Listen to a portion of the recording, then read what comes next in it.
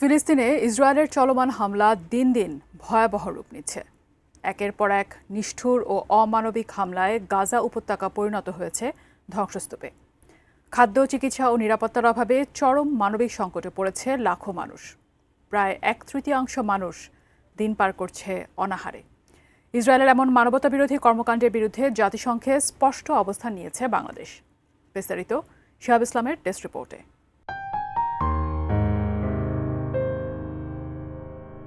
একুশ মাসেরও বেশি সময় ধরে গাজায় ফিলিস্তিনি জনগণের বিরুদ্ধে হামলা চালিয়ে যাচ্ছে ইসরায়েলি বাহিনী। এমনকি যুদ্ধবিরতি লঙ্ঘন করেও বারবার হামলা চালাচ্ছে দেশটি, যার শিকার হচ্ছে হাজারো নিরীহ নারী, শিশু ও বেসামরিক মানুষ।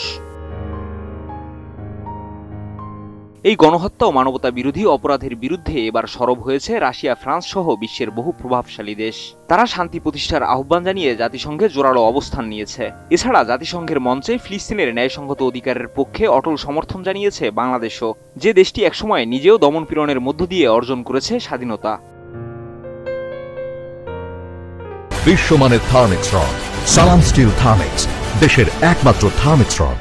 ইসরায়েলের বিরুদ্ধে ফিলিস্তিনি গণহত্যা ও বর্বরতার অভিযোগ তুলে জাতিসংঘে শক্ত অবস্থান নিয়েছে বাংলাদেশ। জাতিসংঘ সদর দপ্তরে আয়োজিত এক উচ্চ পর্যায়ের আন্তর্জাতিক সম্মেলনে বাংলাদেশ দ্রুত পূর্ণাঙ্গ যুদ্ধবিরতির দাবি জানিয়েছে।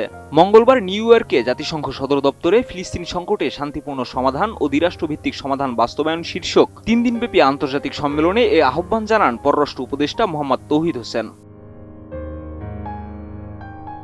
তৌহিদ হোসেন বলেন, ইসরায়েল এখন পর্যন্ত 58,000-এর বেশি ফিলিস্তিনিকে হত্যা করেছে, যা সরাসরি গণহত্যার শামিল। মানবতা বিরোধী এসব অপরাধের দায়ীদের আন্তর্জাতিক আইনের আওতায় আনতে হবে। তিনি আরও বলেন, ফিলিস্তিনি জনগণের স্বাধীন রাষ্ট্র গঠনে বাংলাদেশের অটল সমর্থন রয়েছে। পাশাপাশি আরও উল্লেখ করেন, ইসরায়েল ও ফিলিস্তিনের শান্তিপূর্ণ সহাবস্থানের মাধ্যমেই কেবল মধ্যপ্রাচ্যে স্থায়ী শান্তি নিশ্চিত করা সম্ভব। দ্বিরাষ্ট্র সমাধান বাস্তবায়নে জাতিসংঘ ও আন্তর্জাতিক সম্প্রদায়কে এখনই কার্যকর ভূমিকা রাখতে হবে। এছাড়া গাজা পুনর্গঠনে আরব দেশগুলোর পরিকল্পনাকে স্বাগত জানিয়ে তৌহিদ হোসেন জানান, জাতিসংঘের নেতৃত্বে গাজা পুনর্গঠনে অংশ নিতে প্রস্তুত বাংলাদেশ।